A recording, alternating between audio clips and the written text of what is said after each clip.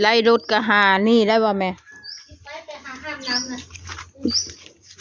ที่ไปหาอาบน้ำแล้วรถเต็มก็ไม่ไปแล้วโอ้ยกะว่ามันเมื่อยได้ภูเหล็กไฟค่ะ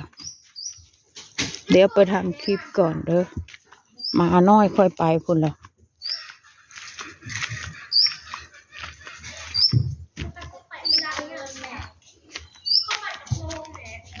7 โมง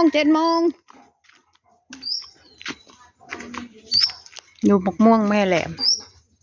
ปีนี้ดกขนาดฝนจะตกลมบ่เนาะมะม่วงแม่แหลมกำลังเป็นนะคะ เดี๋ยวจะได้มาถ่ายคลิปมะม่วงแม่แหลม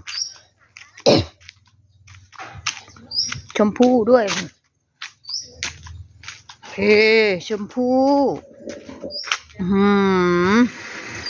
ชมพู่ก็ดกจังเลยโหดูซิFC ชมพู่แม่แหลมเด้ออันนี้เด้อชมพู่แม่แหลมถ้ามันเป็นแล้วก็มีแต่คนกินเอ็ดพะโล้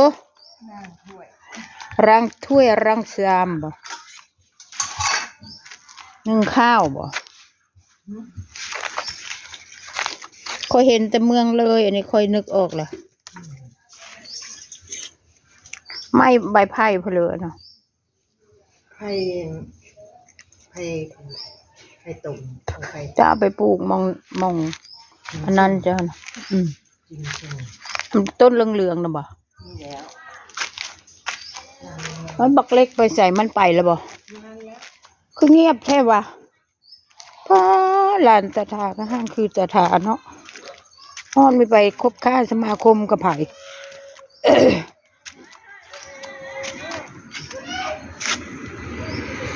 ดูต้นบักบัวเลยบ่อันนี้บักบัวเลยมันบ่ค่อยหอมแน่นอนแม่การมันไม่ค่อยหอมบัวเลยค่ะจะอ่อนแต่ว่าอันนี้มันใหญ่โหลำใหญ่จังเลยนะคะคนมือดีนะถึงปลูกงามนะเด้อคนขี้ไล่แบบค่อยปลูกบ่งามแล้วใช่ขี้ไก่บ่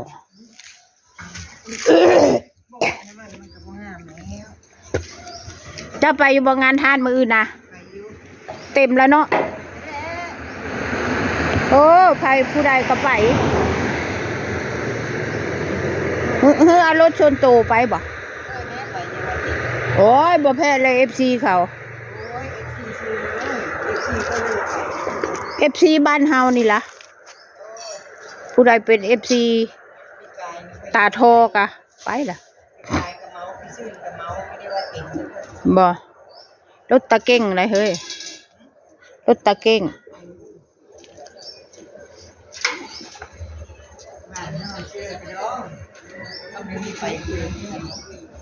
มีเงินไปวะแม่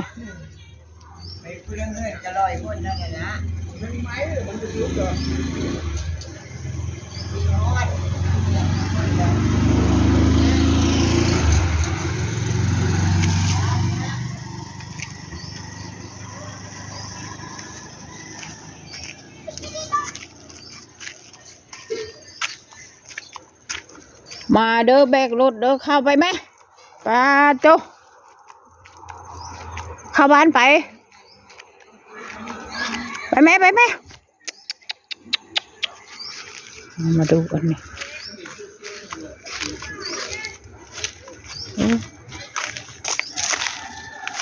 นี่ก็บ่ได้กินเนาะมีคนมาเด็ดกินนะ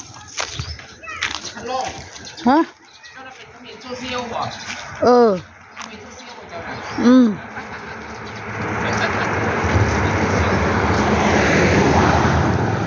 ใช้ได้ลายเลือกอย่างนะ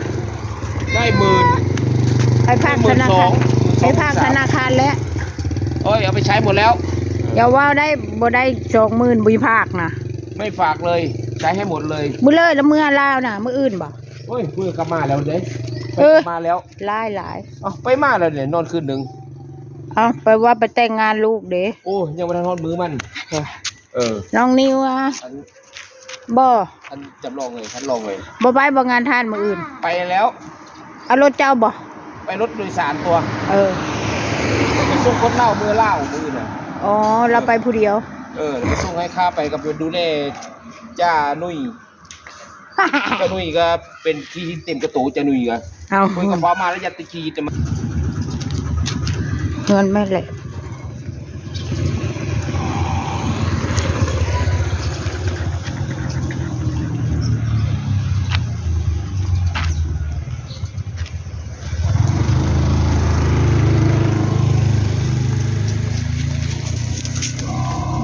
ลูกอันนี้เลยแย้มทำอะไร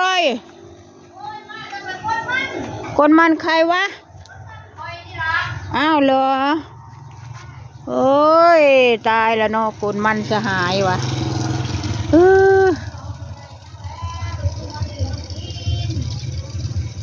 พ่อบอกโดมไปสิเลยวะหาเมมโมรี่ให้พ่อบอกโดมก็เมื่อยพลิกแผ่นดินหาบักหำเอาไปบ่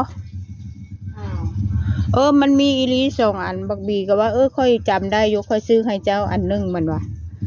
นั่นล่ะให้พ่อบอกโดมหาแต่กูกะหาเห็นผู้แลสังให้ลาวบักกะต้อยละวะนะบักกะต้อยโคนฟังมึงโน้เสียงบิดมอเตอร์ไซค์มานะเอาเข้าไปคักขนาดเอา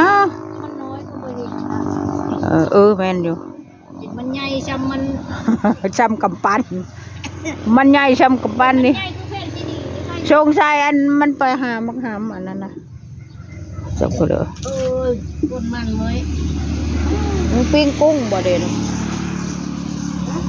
ปิ้งกุ้งบ่ ปีกู ปิ้งกุ้งบ่